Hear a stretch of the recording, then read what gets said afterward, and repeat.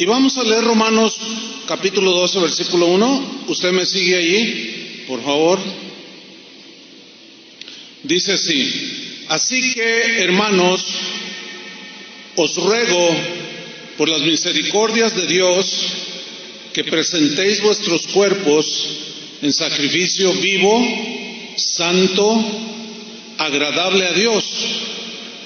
No os conforméis a este siglo, sino transformaos por medio de la renovación de vuestro entendimiento, para que comprobéis cuál sea la buena voluntad de Dios, agradable y perfecta. Todos los cristianos, ¿cuántos son cristianos aquí? Muy bien. Todos los cristianos debemos de saber y entender perfectamente que nuestro cuerpo, nuestra alma, le pertenecen a Dios. ¿Cuántos dicen amén? Los griegos tenían una filosofía que se conocía como dualismo. Era una filosofía que consistía en ideas acerca de que el alma era buena en sí misma, pero que el cuerpo, pues con todas sus pasiones que nacen en el cuerpo, pues que era malo, y que lo que se hacía con el cuerpo, pues había que lo que el cuerpo sentía había que satisfacerlo para pues, que la persona estuviera tranquila.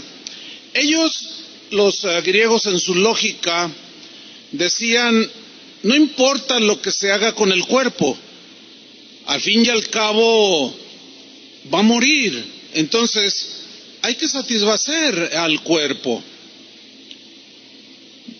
Cuando Pablo lleva el evangelio a Corinto, que era una ciudad griega, y la gente en Corinto se empezó a convertir, cuando ellos comenzaron a formar parte de la iglesia, los primeros cristianos ahí en esa ciudad de Corinto tenían muy arraigada esta filosofía del dualismo, y comenzaba a manifestarse dentro de la iglesia en Corinto.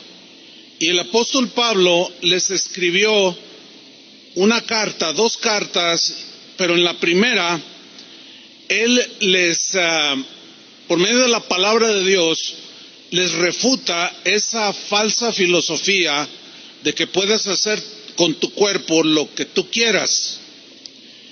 Y en 1 Corintios 6:9, en la versión en lenguaje sencillo, que es la versión que voy a leer yo, ahí Pablo les dice lo siguiente a los corintios.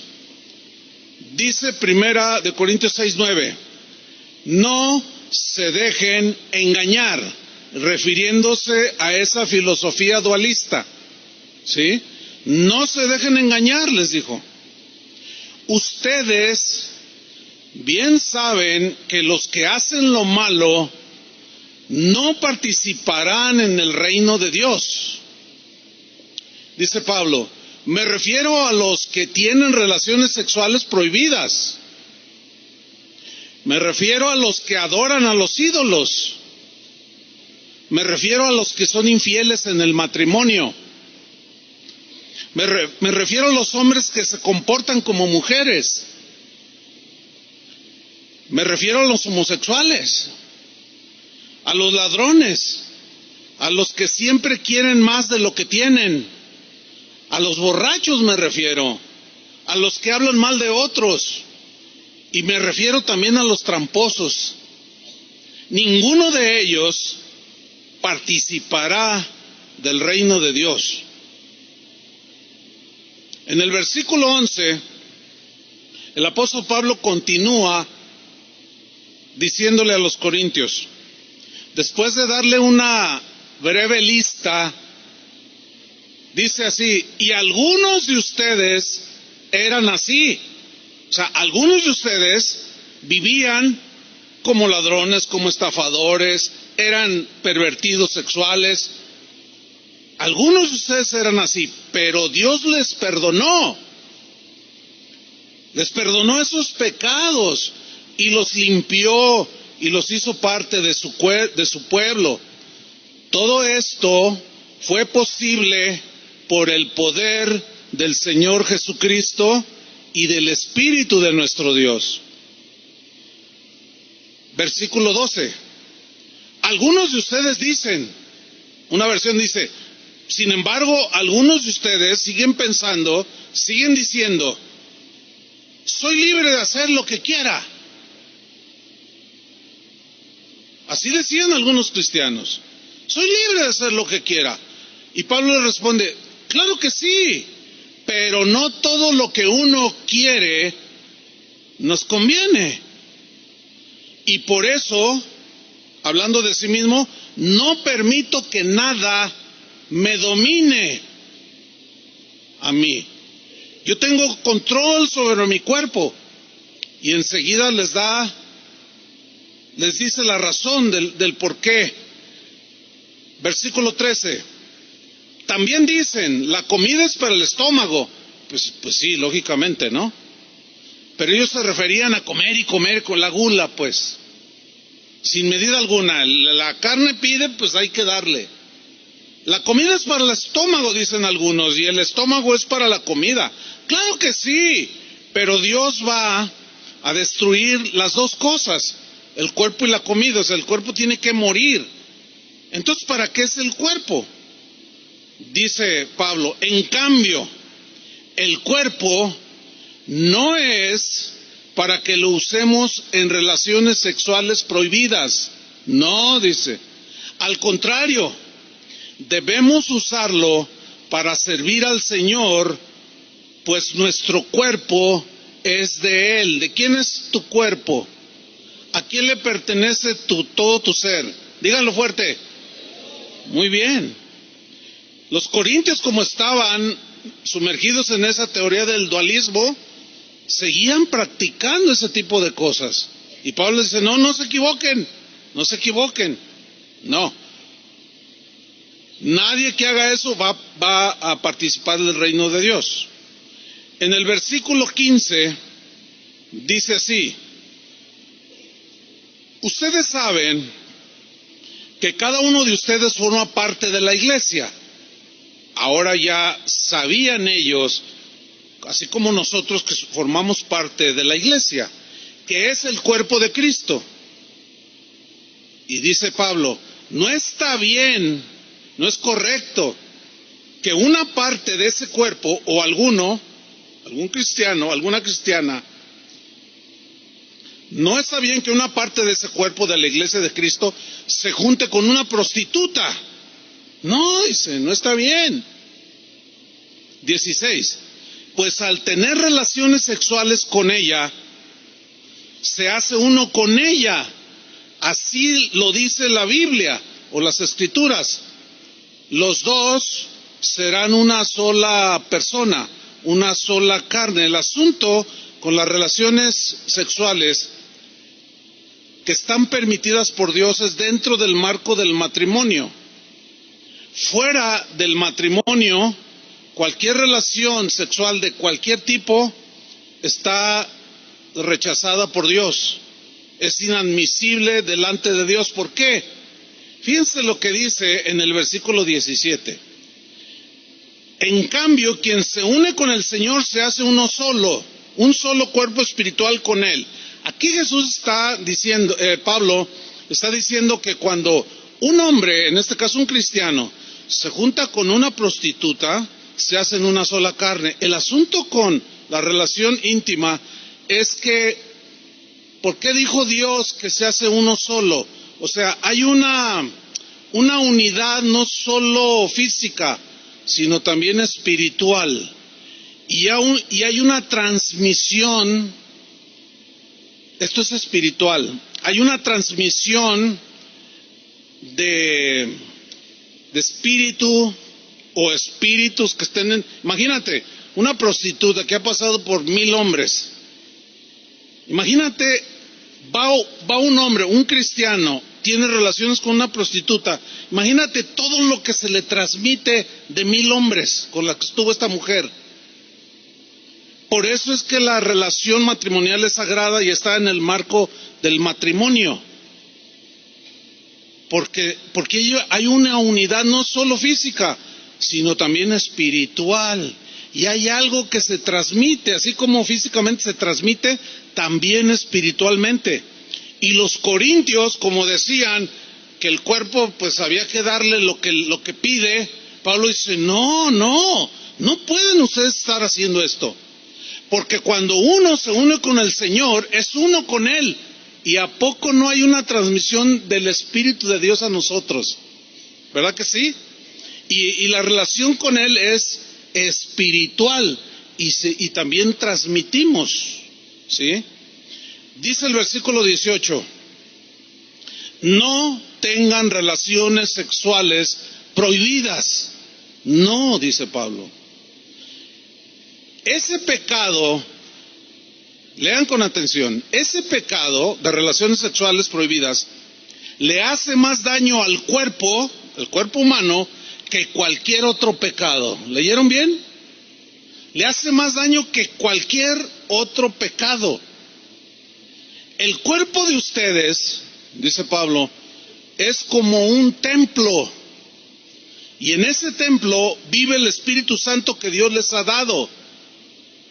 Ustedes no son sus propios dueños. Cuando Dios los salvó, en realidad los compró. Y el precio que pagó por ustedes fue muy alto. Por eso deben dedicar su cuerpo a honrar y agradar a Dios. ¿Qué les pareció esa lectura bíblica? Clarísima, ¿no es cierto? Pablo les enseña a los corintios que el cuerpo de cada cristiano es el templo del Espíritu Santo, que cuando tú te convertiste a Cristo, cuando naciste de nuevo, dice la Biblia que Jesús dijo que Él y el Padre con el Espíritu vendrían y harían morada en la vida del cristiano. Es decir, Cristo y el Espíritu Santo viven dentro de nosotros. Por consiguiente, nosotros somos un templo, una habitación de Dios. Y ese templo tiene que estar limpio. Ese templo tiene que honrar a Dios. De ahí que toda perversión de tipo sexual está rechazada por Dios. Por eso es que Pablo también les escribió a los romanos en la misma línea acerca del cuerpo, porque los romanos también estaban muy influenciados por la cultura griega y entraban esas filosofías, esos pensamientos, y de ahí les escribió el capítulo 12, versículo 1 que leímos al principio de la carta a los romanos, que dice así, lo voy a leer de nuevo. Así que, hermanos, noten que está dirigido a cristianos. Así que, hermanos, os ruego por las misericordias de Dios. Os ruego, había un ruego, una petición muy encarecida de parte del apóstol Pablo, que comprendía perfectamente la seriedad de este asunto. Y él apeló a un ruego. Porque como veremos más adelante, es algo voluntario. Y él les rogaba, y él aludió a las misericordias de Dios, que son nuevas cada mañana, que por su misericordia no hemos sido consumidos. Y él apela a la misericordia de Dios y dice, yo les ruego, cristianos, así como recibimos todos los días la misericordia de Dios, por esas misericordias de cada día, de la cual no debemos de abusar, yo les ruego que presentéis vuestros cuerpos en sacrificio vivo, santo, o sea, exclusivo para Dios. Ese sacrificio tiene que ser apartado para Dios, que es nuestra propia vida, incluyendo nuestro cuerpo, y ese sacrificio vivo, voluntario, es agradable a Dios. Pero luego viene una frase a continuación que la vamos a estudiar. Dice, que es vuestro culto racional. ¿Qué significa que nosotros presentemos nuestro cuerpo en sacrificio vivo, que le agrade a Dios, que sea un sacrificio santo por medio de un culto racional. Bueno, vamos a estudiar estas dos palabras, culto y racional. Muy bien. Número 1, la palabra culto viene del griego letreia. Y este término griego habla de algo que se hace, pero de manera voluntaria, nunca obligada. Es decir, nadie, ni siquiera Dios, nos obliga a que nos ofrezcamos a Él en sacrificio vivo. No. Él apela al amor que Él ha tenido por nosotros y que nosotros le correspondamos. Entonces se refiere a algo que se hace de manera voluntaria, algo que se debe de entender como un servicio a Dios en todas las áreas de nuestra vida, y se refiere a aquello a lo que una persona dedica toda su vida para realizar algo. Por ejemplo, un atleta olímpico que se prepara para participar en una carrera. Vamos a poner el ejemplo de un maratón. Ese atleta quiere ir a las Olimpiadas. Cada 4 años se celebran. El primer año, o sea, después de las Olimpiadas, ya inicia su preparación. Y pasa 1 año, 2 años, 3 años, 4 años, dedicado única y exclusivamente a ejercitarse, a estar en forma para participar, cuando menos con honra, en la carrera de un maratón. Pero ese atleta, para llegar a una forma, digamos, óptima, que rinda y que honre ese deporte, él durante esos 4 años y toda la vida que dure compitiendo, se abstiene de muchísimas cosas para cuidar su cuerpo, que lo está dedicando al deporte. Entonces, un atleta de alto nivel va a dejar a un lado el pozole, las tortas ahogadas, el alcohol, el tabaco. ¿Por qué? Porque tiene que cuidar su cuerpo, que es el que va a rendir en el momento. Ustedes todos sabemos de lo que nuestra gloriosa selección nacional hizo un día antes de participar en el Mundial, o 2 o 3 días antes de participar en el Mundial. ¿Qué hicieron? Se fueron de borrachera, se fueron con mujerzuelas, por eso no rinden, deshonraron el fútbol. En lugar de cuidarse, hicieron todo lo contrario. Son atletas fracasados. Ellos debían de estar dedicados en cuerpo y alma y espíritu a la competencia, pero no lo hicieron.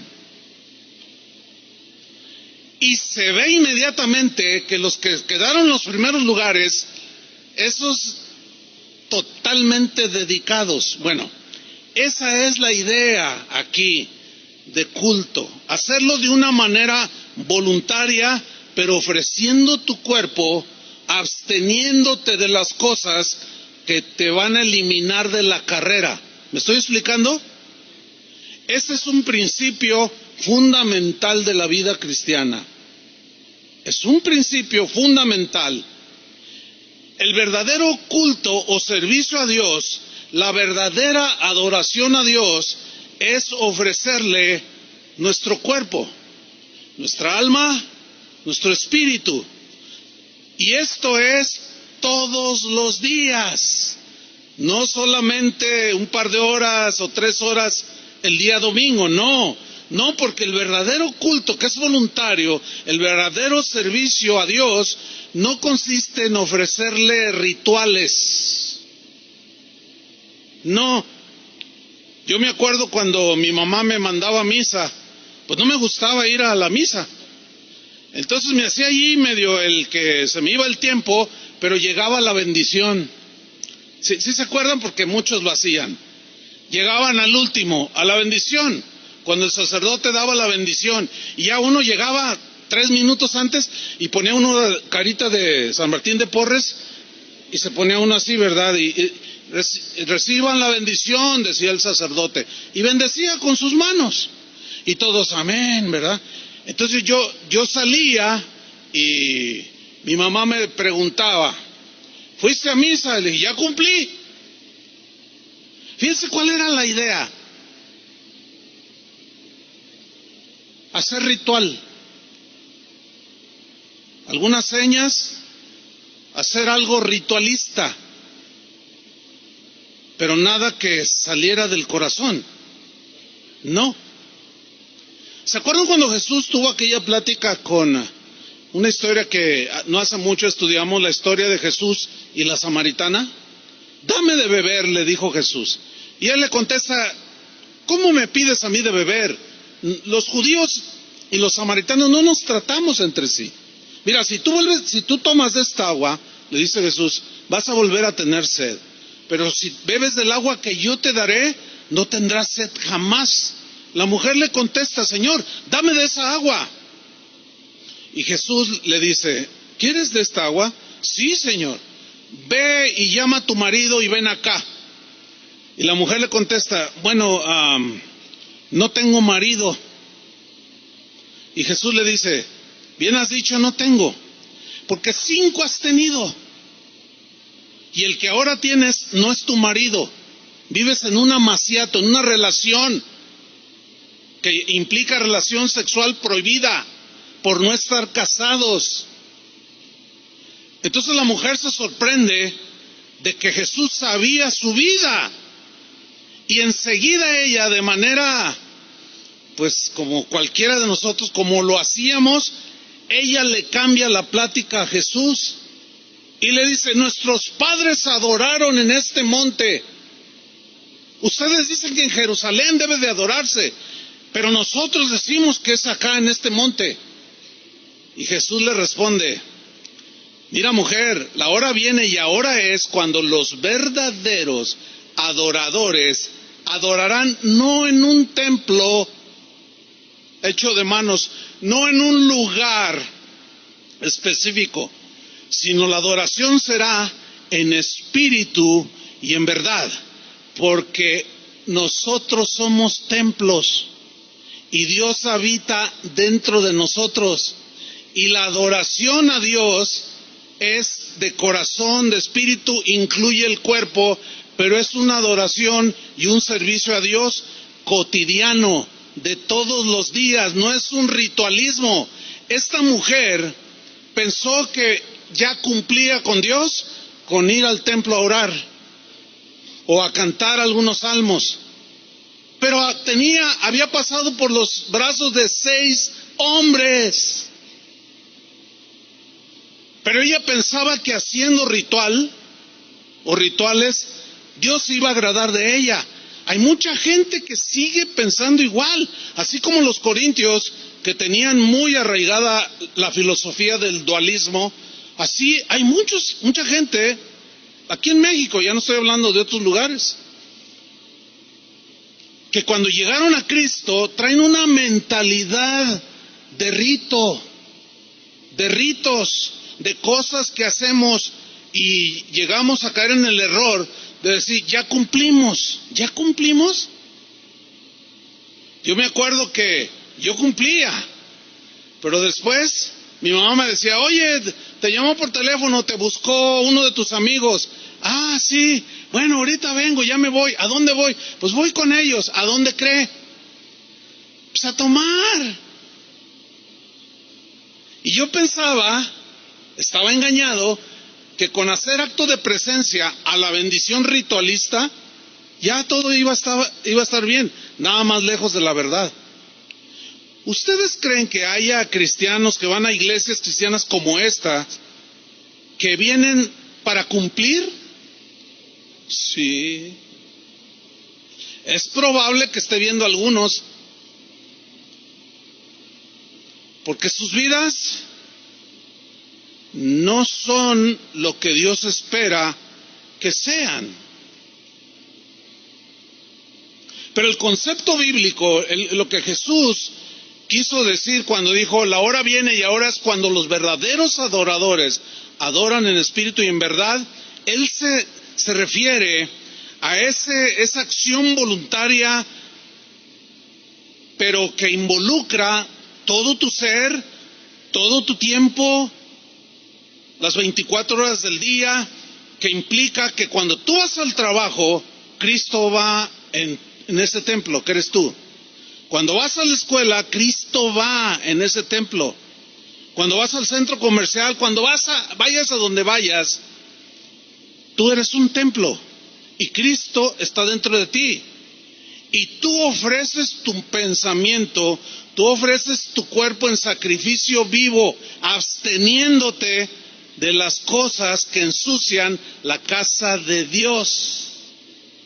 ¿Están entendiendo?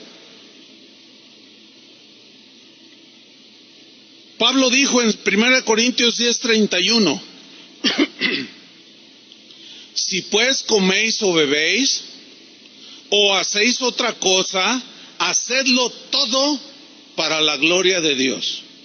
A ver, cuando venimos aquí, pues nos portamos bien. El asunto es que el término, la palabra culto, habla de servicio continuo. La pregunta entonces sería, cuando salimos de aquí, ¿qué hacemos? Mañana lunes, pues a trabajar o a la escuela. Pero cuando vamos al trabajo o a la escuela y ya estamos ahí en la escuela o en el trabajo o donde sea, ¿qué hacemos? ¿Cómo pensamos? ¿Cómo reaccionamos? Vuelvo a tomar Romanos 12, versículo 1.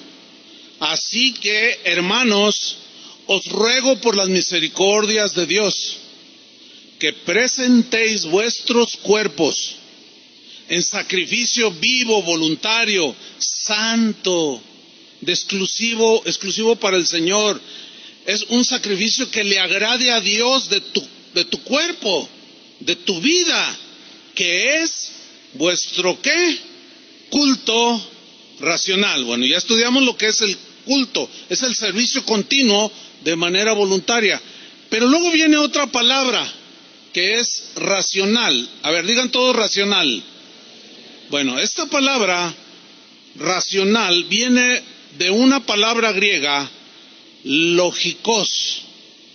Logikos, de ese vocablo se deriva la palabra lógico. Sígame con mucha atención. Entonces lo que está diciendo Pablo es, ofrezcan sus cuerpos en sacrificio voluntario, vivo, algo que separado para Dios, que le agrade a Dios, que es un servicio que va conforme a la razón, porque el lógico tiene que ver con la razón, tiene que ver con lo razonable, con la razón y con lo razonable en relación con qué, con quién, con la voluntad de Dios que está expresada en las Escrituras. Es decir, nuestra adoración y servicio a Dios tiene que ser por lógica, de acuerdo a lo que Dios es. Y la Biblia dice que Dios es santo, por ejemplo. ¿Cómo tiene que ser nuestro servicio, nuestra vida? Santa. Sed santos porque yo soy santo. Nuestra adoración y servicio a Dios tiene que ser por lógica, de acuerdo a lo que Dios demanda de nosotros. Nuestra vida debe de ir en una lógica de acuerdo con lo que decimos ser. ¿Qué somos? Díganlo. Cristianos. Entonces nuestra vida tiene que ir en una lógica con lo que decimos ser. ¿Qué decimos que somos? Cristianos. Nuestra vida tiene que llevar una lógica conforme a lo que decimos creer. ¿En qué creemos? En la palabra de Dios. Tenemos que ser razonables y lógicos en ese sentido. Les voy a hacer una pregunta. Yo sé que me la van a poder contestar y les voy a poner una palomita, porque trataré de ser claro en la pregunta. Es esta. A ver, es lógico que la iglesia cristiana, en general, permita que entre sus miembros que asisten a sus congregaciones permitan la inmoralidad sexual en cualquiera de sus expresiones, como homosexualismo, lesbianismo, transexualismo, zoofilia, necrofilia, pederastia, matrimonios entre personas del mismo sexo.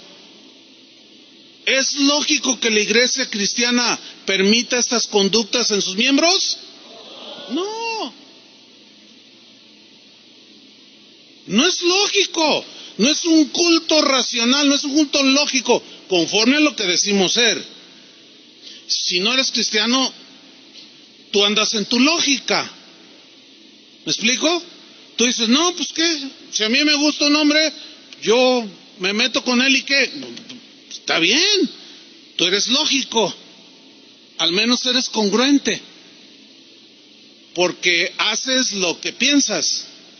Pero en el caso de nosotros, los cristianos, no es lógico aceptar este tipo de prácticas, porque no van de acuerdo a lo que Dios ha dicho, ni van de acuerdo con lo que Dios pide y demanda de nosotros. Ahora, síganme con mucha atención. Escuchen bien. No podemos evitar, de ninguna manera, nosotros los cristianos, no podemos evitar que la gente que no conoce a Dios acepte y promueva este tipo de desviaciones. No podemos evitarlo. Porque si no conocen a Dios, es imposible hacerlos que cambien sus conductas. Resultaría para ellos ilógico que tú llegues y le dices, ¿sabes qué? Pues tener una mujer fuera de tu matrimonio, aparte de tu esposa, es algo que no le agrada a Dios. ¿Cuándo han visto que dicen, ay, de veras? Ay, no, pues ya la voy a dejar? Porque eso es ilógico para ellos. Dicen, no, pero a mí me gusta. Yo tengo con qué mantenerla. No, pero no le agrada a Dios. ¿Y a mí qué me importa? Dicen. Yo vivo mi vida y nadie me va a decir lo que yo quiera hacer. Filosofía dualista. Porque hacen de su cuerpo lo que quieren. Pero para nosotros es imposible hacerlos que cambien de conducta. Por más pancartas que les pongamos enfrente, rechazando el aborto, seguirán abortando. Por más pancartas o manifestaciones que hagamos diciendo que no estamos de acuerdo con el matrimonio entre un hombre con un hombre, una mujer con una mujer, por más que protestemos, brinquemos, gritemos, la gente seguirá viviendo conforme a su lógica. ¿Sí o no? La única manera en que una persona puede cambiar su vida desastrosa, desviada, depravada, a una vida que agrada a Dios, es cuando escucha el Evangelio, se arrepiente de sus pecados son lavados, borrados, nace de nuevo y entonces es una nueva criatura. Ahí ya el Señor empieza a santificarlo, a limpiarlo de toda la basura que traía cuando llegó a los pies de Cristo. Esa es la única manera. Por consiguiente, ¿cuál es la solución para que la gente que no conozca a Dios cambie de conducta? ¿Alguien me puede decir? Predicarle el Evangelio. No andando en protestas ni gritando cosas. No, predicándoles el Evangelio.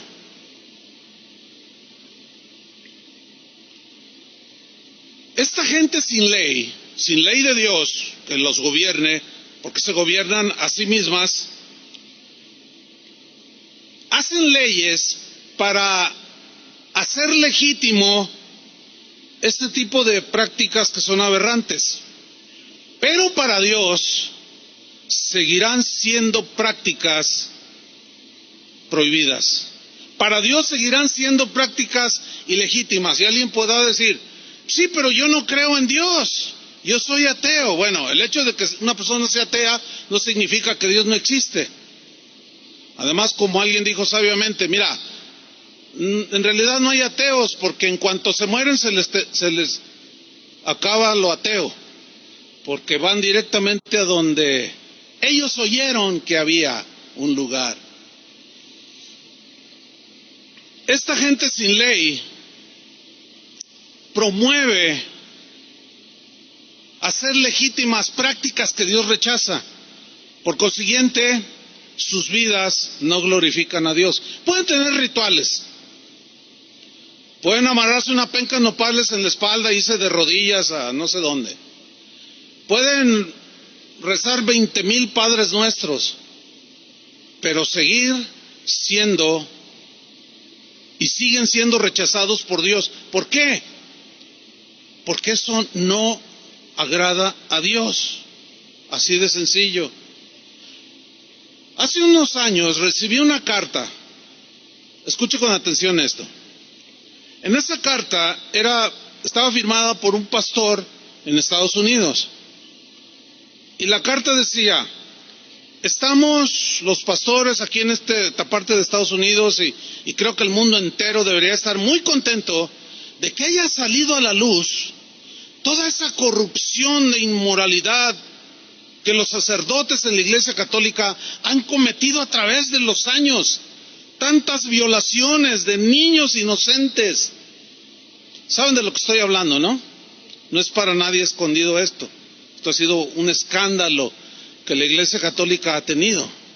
De que guías de ellos, sacerdotes católicos, hayan abusado de tantos niños inocentes. Eso es algo aberrante delante de Dios, ¿sí o no? ¿Cuánto niño inocente, cuánto niño traumado hoy ya, gente adulta, muy afectada por esos abusos sexuales? Eso se llama pederastia, relaciones sexuales con niños, de mayores con niños. Bueno, en países como Alemania, como Suecia, como Holanda, Canadá, están promoviendo una ley donde se apruebe la pederastia. O sea, los depravados están legitimizando sus prácticas aberrantes por medio de leyes que ellos mismos formulan y escriben. Entonces yo le contesté a este pastor, pues sí, es bueno que salga a la luz para que de alguna manera se pueda detener eso. Y luego yo le escribí cuando le contesté y le dije, oye pastor, pero también dentro de la iglesia cristiana hay muchas cosas que están sucediendo. Hay casos de pastores que han tocado a niños. Por eso fíjense bien a qué iglesia van. ¿Y dónde dejan sus niños? Nosotros tenemos mucho cuidado de los maestros que trabajan con los niños. También en las iglesias cristianas se dan este tipo de cosas. ¿Por qué? Porque se meten los corintios. ¿Entendió, verdad? Con sus filosofías, con sus cosas depravadas. Y se dan un montón de aberraciones. En la carta decía, ojalá y se haga una película de estas aberraciones. Entonces yo le puse, pastor, pues también había que hacer una película de lo que pasa en muchas iglesias cristianas el día de hoy. ¿Cuánto cuesta una película? Cuesta mucho dinero hacerla. Y yo tenía unos ahorros ahí y le dije, mira, yo pongo $5,000, le puse ahí en la carta, para hacer una película de lo que pasa dentro de las iglesias. Que muchos ya están congeniando con todas esas prácticas y las legitimizan con la misma palabra de Dios. Eso es lo más aberrante. Todavía es peor que aquello, lo que sucede aquí adentro de las iglesias cristianas. ¿Por qué? Porque nosotros decimos que somos cristianos de la Biblia, que conocemos la Biblia. Por eso Pablo instruyó a los cristianos en Corinto, pero también a los romanos, que es el texto que estamos estudiando. Romanos 12:2. Continúa el apóstol Pablo y dice: no os conforméis a este siglo. ¿Qué significa esa frase? No se conformen a este siglo. Siglo tiene la connotación o la idea de gente del mundo, gente que no conoce a Dios. Ahora, la instrucción es: no se conformen a la gente, a cómo vive la gente de este mundo, la gente que no conoce a Dios.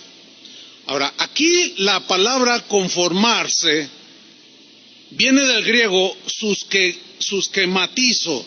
Allí aparece en la pantalla, para que me siga con atención. Susquematizo es la palabra que se traduce por conformarse. No se conformen. Pero de este susquematizo se deriva una palabra que en castellano ya es más entendible para nosotros, que es la palabra esquema. Bien, ¿qué es un esquema? Un esquema es la representación mental, eso dice el diccionario, o imaginaria, de un proceso en el que aparecen relacionadas de forma lógica sus líneas o rasgos esenciales o los conceptos que hacen que vaya en una lógica. Se los voy a explicar. Conformarse,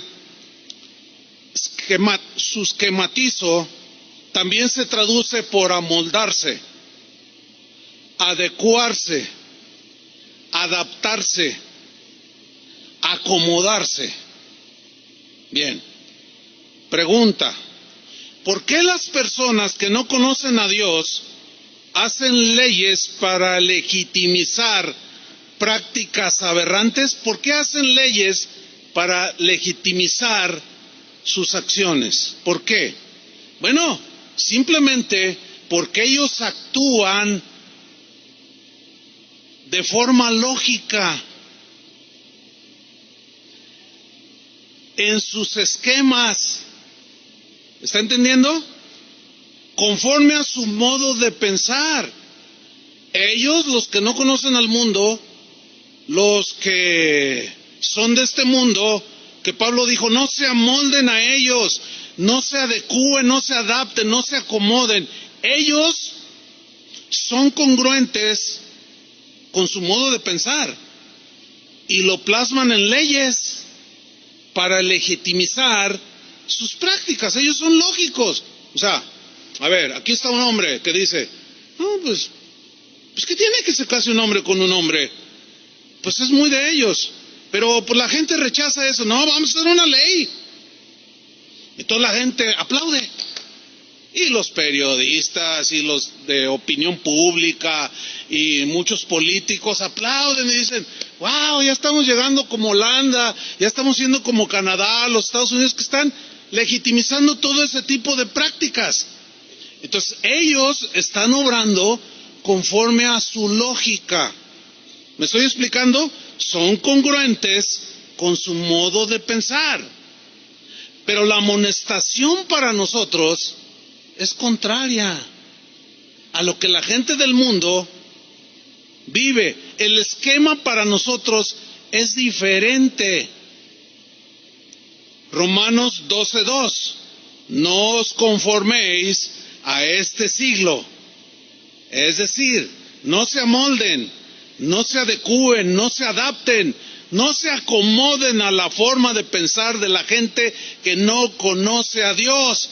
Sean lógicos conforme a sus esquemas cristianos. Sean lógicos. 3 versiones del versículo Romanos 12:2, se los voy a leer. En la versión Palabra de Dios para Todos dice Romanos 12:2: y no vivan ya como vive todo el mundo. Versión en lenguaje sencillo: no vivan según el modelo de este mundo o el ejemplo de este mundo. versión en lenguaje actual. No sigan la corriente del mundo en que vivimos. ¿Por qué? Porque los esquemas de este mundo son contrarios a los esquemas de pensamiento cristiano. Se oponen, riñen entre sí, se contraponen, y ahí es donde se genera el conflicto. ¿Sí? Los esquemas del mundo o de la gente que no conoce a Dios, fíjate, sus esquemas son cambiantes, son volubles, son inconstantes, son frívolos, cambian a cada rato. Sus acciones son según los pensamientos que gobiernan las mentes de las personas en su actualidad. Por ejemplo, lo que hoy piensan los jóvenes respecto a la vida, la sexualidad, la libertad, es muy distinto a los jóvenes de hace 50 años. Entonces, como ellos dicen que el hombre va evolucionando, hay que ir cambiando los esquemas de manera constante. Los jóvenes de hace 50 años pensaban muy diferente a los jóvenes de hoy respecto a la sexualidad, por ejemplo. Muy distinto. Pero como la maldad en el corazón del hombre se está multiplicando, lo que estaba muy adentro está saliendo sin vergüenza, sin atajo alguno, sin límite alguno, pues la gente se acomoda a lo que está oyendo cada rato. No, pues sí tiene razón. Sí, de verdad, pues sí que tiene. ¿Qué importa? Cada quien hace de su vida lo que quiere. Y ahí tenemos a una joven, hija de una madre, que cuando esta madre era joven, jamás por aquí le pasó la idea de un aborto. Pero su hija dice cosas como: yo soy dueña de mi cuerpo y puedo hacer lo que yo quiera con mi cuerpo, dice ella. Bueno, ella está obrando conforme a su lógica, pero lo que pensaba su mamá hace 50 años con lo que piensa su hija hoy es muy distinto. Por eso es que los esquemas del mundo cambian cada rato, ¿sí? Son frívolos, volubles, cambian. Pablo está diciendo a los cristianos: pero ustedes no se amolden, no se adecúen, no se adapten, no se acomoden a los esquemas cambiantes de este mundo. No traten de estar siempre a tono con todos los pensamientos y las conductas de la gente que no conoce a Dios y que vive en este mundo. Es como si Pablo dijera: no sean como los camaleones. ¿Sí conocen ese animalito? Que tiene unas habilidades extraordinarias. ¿Cuáles son? Bueno, pues entre otras, de que cambia el color de su piel según el entorno en el que está, para estar igual al ambiente que lo rodea. Si está en un árbol que está en ese momento de color verde intenso, él se pone verde. Si está color marrón, así de otoño, pues el camaleón se pone de ese mismo color.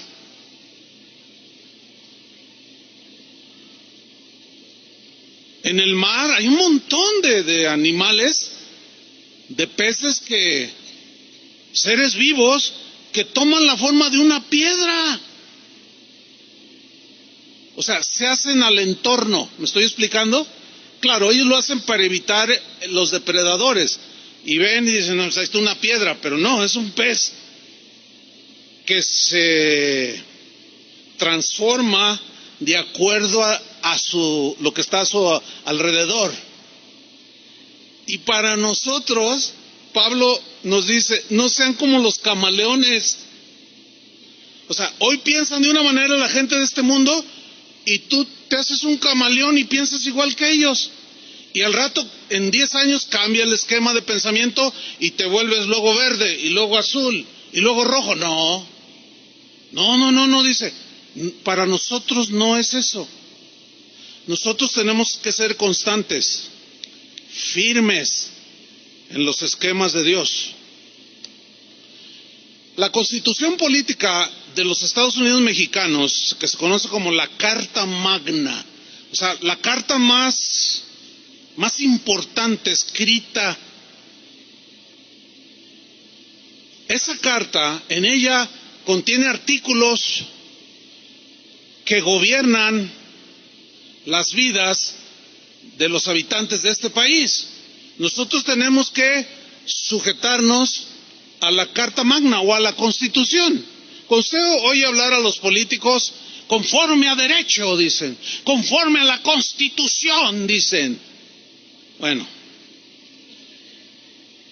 nuestra Constitución, déjeme darle algunos datos breves, fue creada por los llamados constituyentes en 1917. Se escribió nuestra Carta Magna o la Constitución Política de México. Es decir, que a la fecha tiene 101 años de existencia. Hay muchos mexicanos, juristas, penalistas, políticos, que se sienten súper orgullosos de la Constitución política que rige este país. Y presumen de ser una de las más completas, de ser una de las más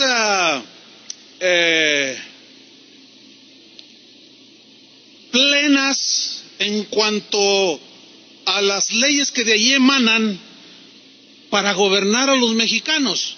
Y ellos se sienten muy orgullosos. Inclusive se menciona de continuo que muchos países han tomado nuestra Carta Magna, nuestra Constitución, como ejemplo para ellos desarrollar su propia Constitución, inspirados en la nuestra.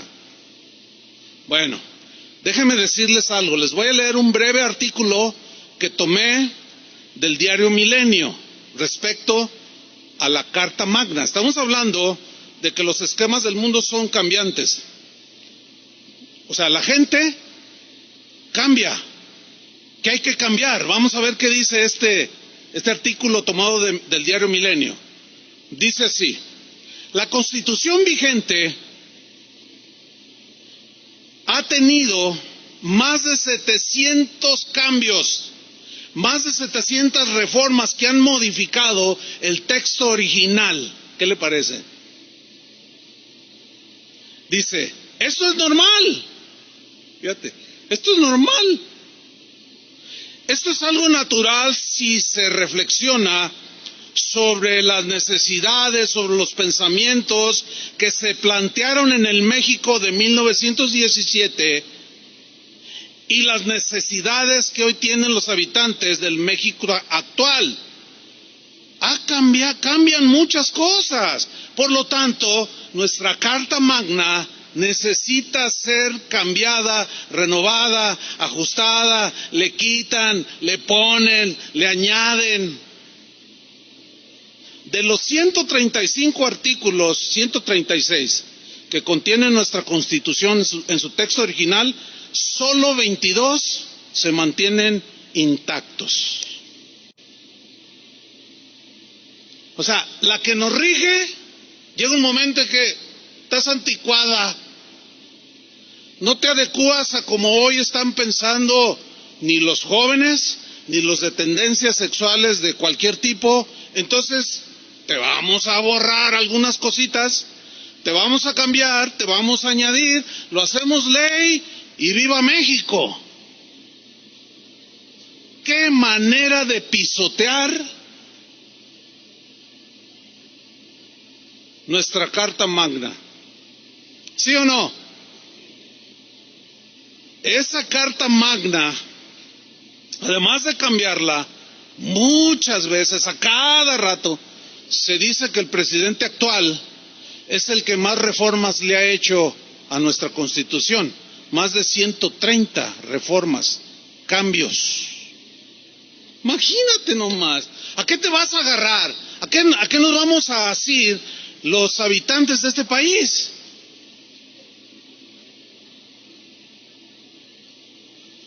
Bueno, es que la gente de este mundo está actuando conforme a su lógica. Por eso cambian las leyes, para hacerlas legítimas. Ellos son congruentes con su modo de pensar y de vivir. Y si es rojo el mundo, ellos se hacen rojos. Si es verde, como el camaleón, se hacen verdes. Si se hace azul, se hacen azul. Se acomodan, pues. Pero en el caso de nosotros, para nosotros los cristianos, ¿cuántos siguen siendo cristianos? Para nosotros la palabra de Dios nunca cambia. La palabra de Dios nunca cambiará su modo de pensar, nunca cambiará su significado. Su esquema es un esquema perfecto, incambiable. La Biblia es nuestra carta magna, que no cambia, que no se adapta a nuestros pensamientos. No, Jesucristo es el mismo de ayer, de hoy y por los siglos. Jesucristo mismo dijo, el cielo y la tierra pasarán, envejecerán, pero mi palabra siempre estará vigente, nunca cambiará. Los que tienen que cambiar son ustedes, nosotros.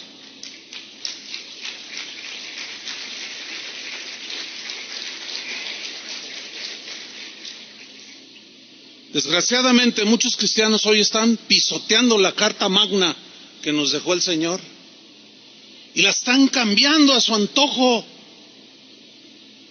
Le dan una interpretación lejísimos de lo que realmente significa.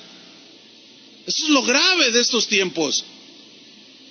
No podemos darnos el lujo nosotros de pisotear la carta magna, de pisotear la palabra de Dios y darles nuestro significado o nuestras prácticas, tomar versículos de la Biblia, cambiarles el significado y legitimizar nuestras prácticas que son desagradables delante de Dios.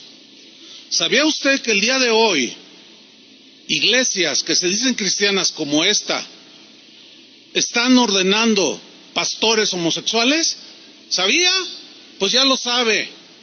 ¿Sabía que hay iglesias cristianas como esta que están casando parejas de homosexuales, lesbianas, que están permitiendo prácticas aberrantes de inmoralidad sexual? Que los miembros de esas iglesias hacen lo que quieren y nunca los amonestan, porque dicen ellos, no, es que tenemos la libertad cristiana. Y si alguno se suicida, se va al cielo, no pasa nada.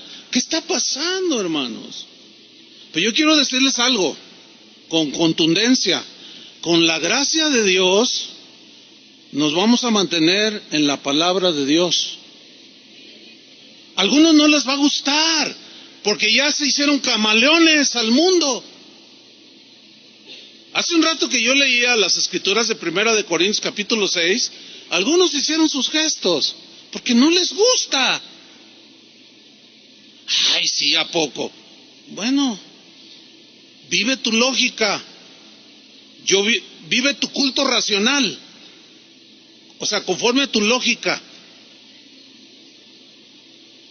Pero como dijo Josué, yo voy a servir al Señor y todos los que me sigan, mi casa y quien sea. No pretendemos cambiar ni pisotear la palabra de Dios.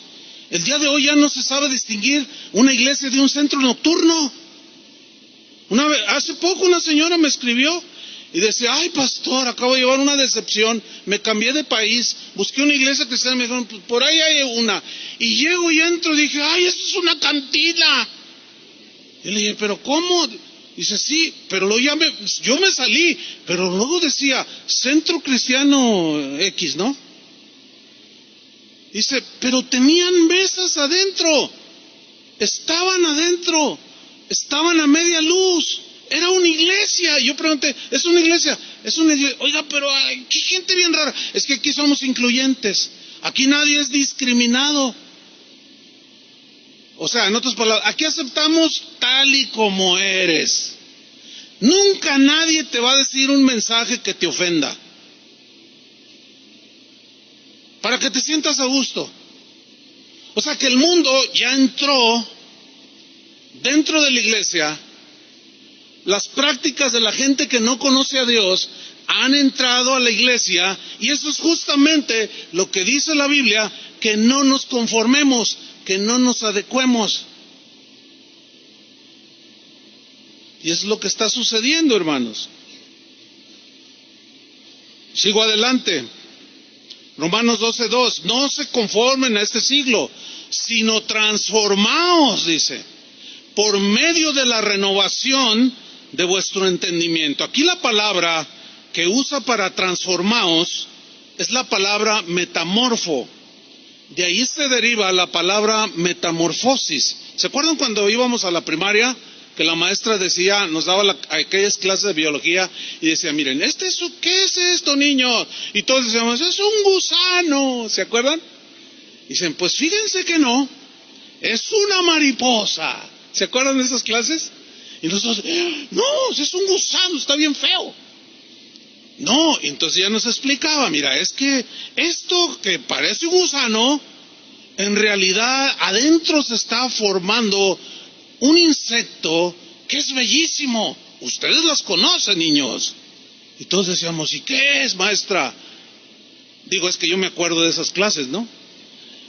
Y decía, es una mariposa hermosa, con unas alas, pero adentro de ese capuchón que parece gusano, está dándose una transformación y llega el momento en que ese capullo empieza a reventar y empiezan a salir dos alas. Y luego nos ponían fotografías ahí y todos los niños, y de pronto ya salió una fotografía de una mariposa hermosísima de muchos colores. Y dice, niños, esto se llama metamorfosis. ¿Ya se acordaron? Bueno, esa es la palabra que se utiliza aquí para decir transformaos, sufran una metamorfosis, que simple y llanamente significa cambiar de una forma que teníamos a otra, así como de gusano a mariposa. El sentido estricto es el de un cambio interno, porque lo que se ve es un gusano, pero adentro está sufriendo una transformación que se convierte en un hermosísimo insecto.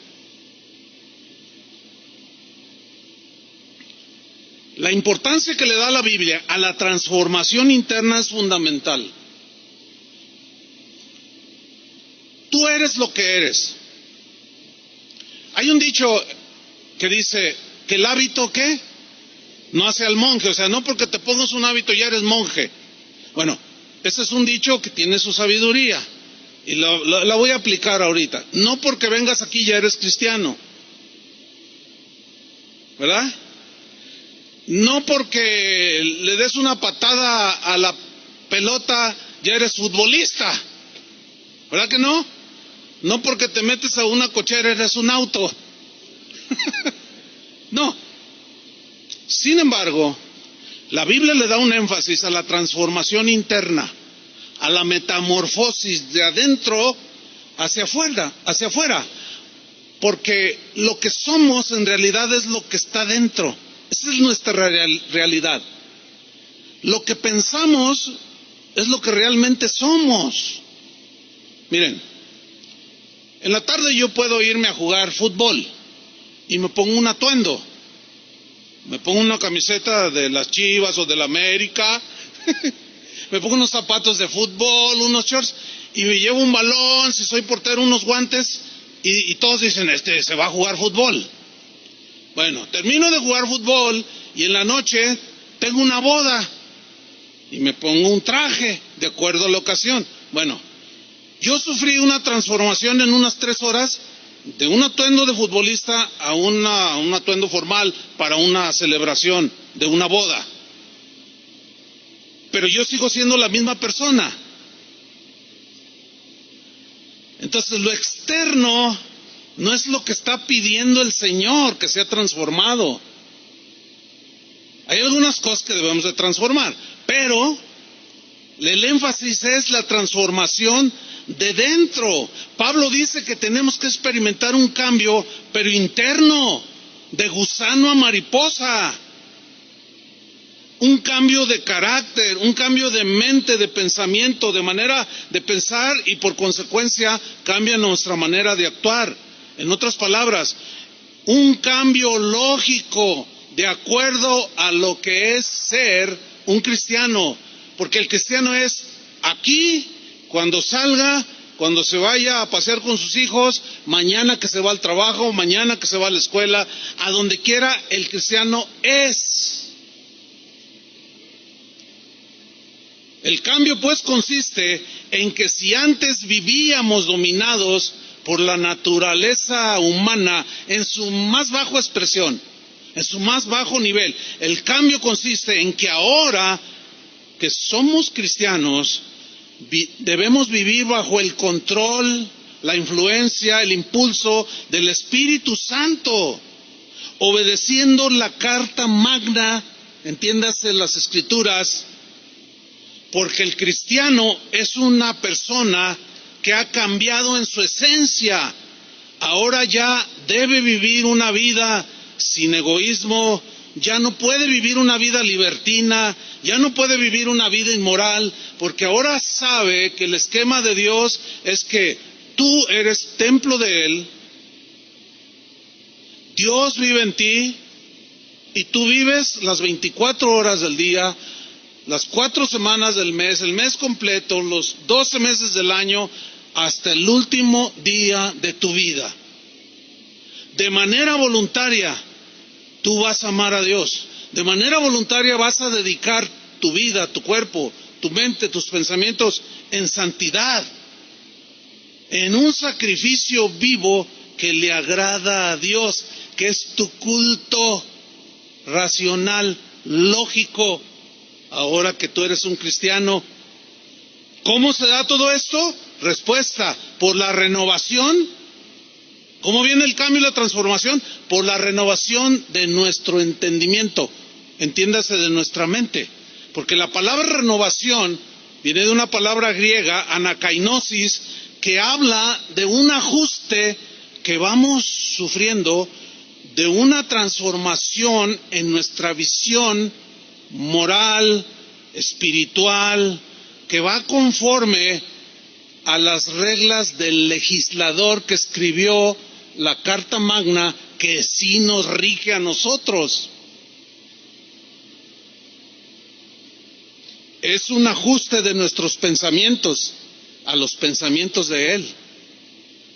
Mira lo que dice Isaías 55, versículo 8. Isaías 55, 8 dice: porque mis pensamientos, ¿qué? No son vuestros pensamientos. Imposible, porque nosotros venimos de la naturaleza caída, venimos llenos de filosofías como el dualismo, como el libertinaje, como el anarquismo.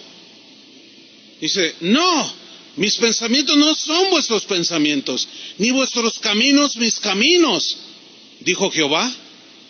Como son más altos los cielos que la tierra, así son mis caminos más altos que vuestros caminos, y mis pensamientos son más altos que vuestros pensamientos.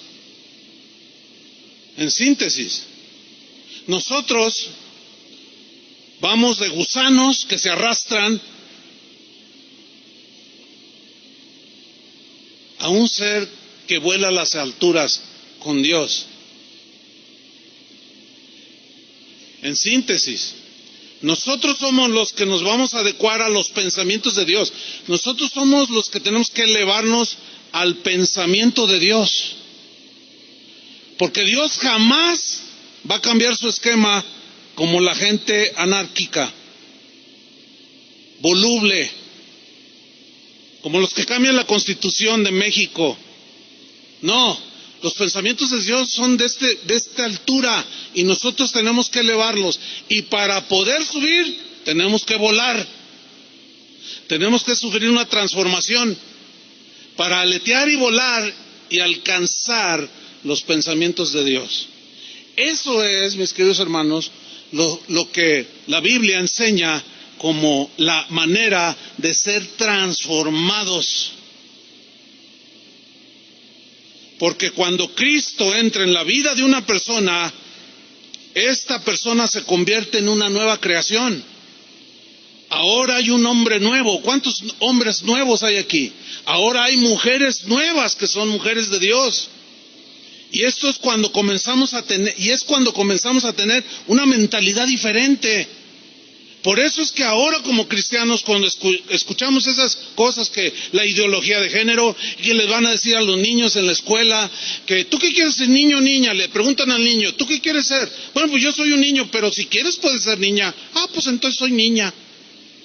Entonces cuando tú oyes eso, se te paran los cabellos así. Y dices, ¿qué es eso? ¿Por qué? Porque tu mente ya se elevó al pensamiento de Dios, que nunca va a cambiar, y para Dios seguirá siendo una aberración,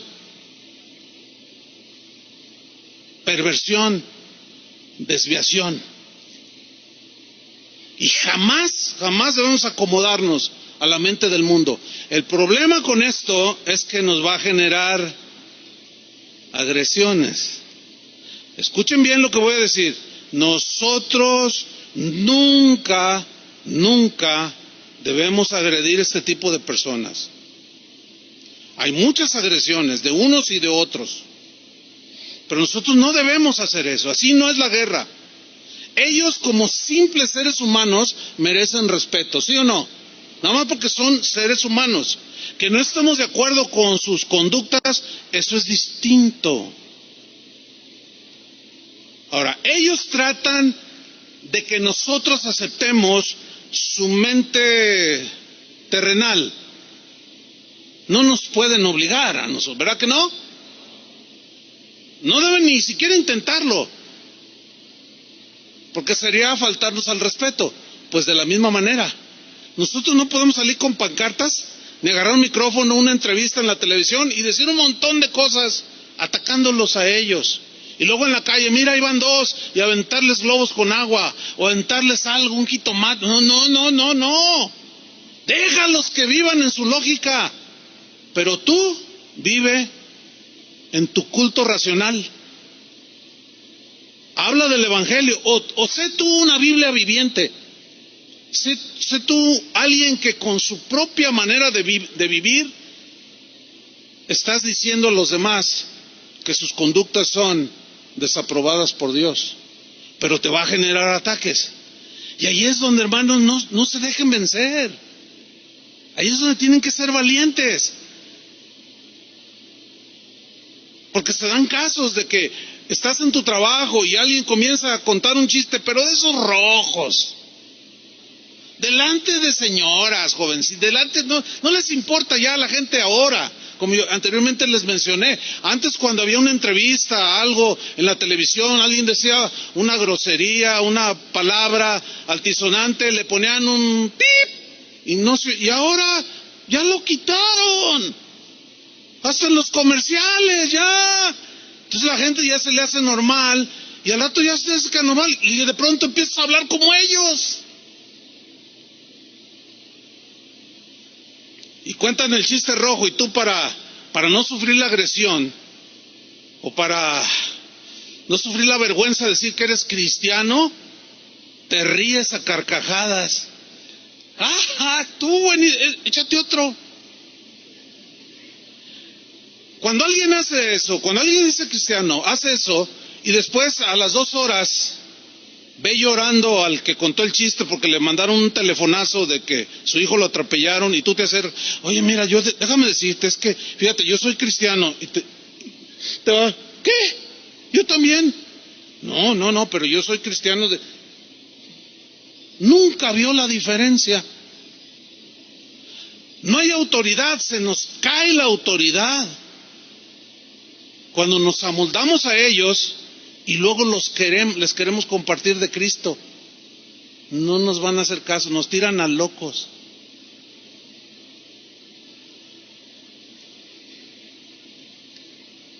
Por eso termina el versículo 2 diciendo, no os conforméis a este siglo, o a la forma de vida de la gente de este mundo que no conoce a Dios, sino transformaos. Sufran esa metamorfosis de dentro hacia afuera, de gusano a mariposa, por medio de la renovación de vuestra mente, de vuestros pensamientos, de su entendimiento. ¿Para qué? Ahí está. Para que podáis, dice una versión, comprobar cuál sea la buena voluntad de Dios, la que le agrada de cómo debes de vivir.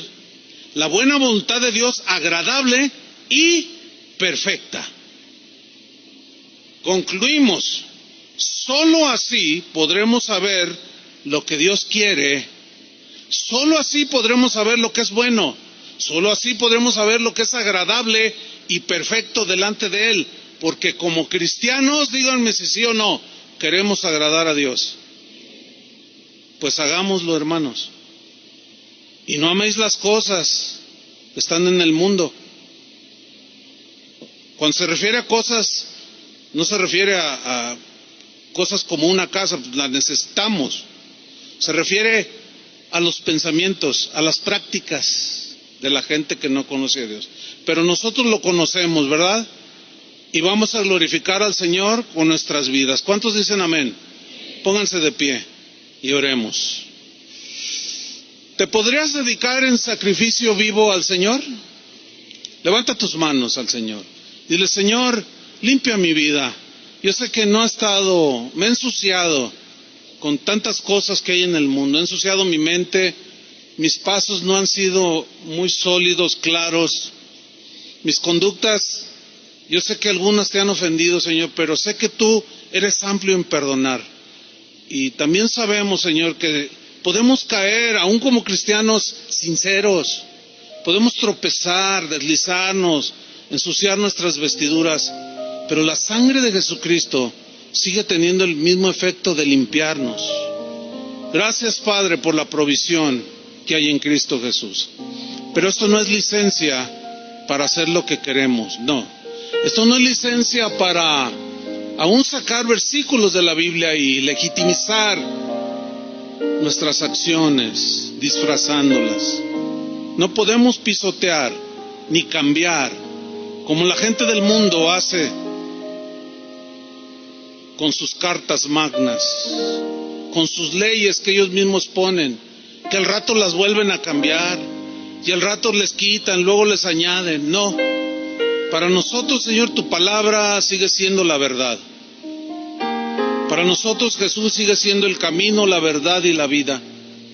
Para nosotros que creemos que nadie puede ir al Padre si no es a través de Jesús, nosotros seguimos creyendo y seguiremos creyendo que tu palabra es suficiente, Señor. Que no necesitamos más esquemas ni filosofías que engañan las mentes de muchos. Señor, oramos para que tu iglesia alrededor del mundo, las congregaciones en cada ciudad, en cada barrio, estén blindadas, Señor, por tu misma palabra, que no permitamos que el mundo entre,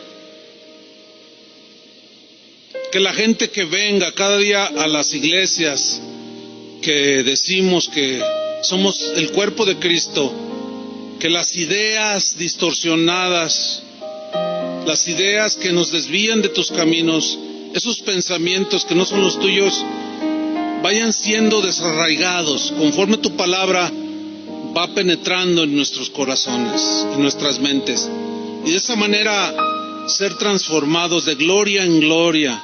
De esa manera podemos sufrir esa metamorfosis de gusanos a hermosos y voladores insectos que tú hiciste en la creación, que ilustran perfectamente lo que tú puedes hacer con cada ser humano.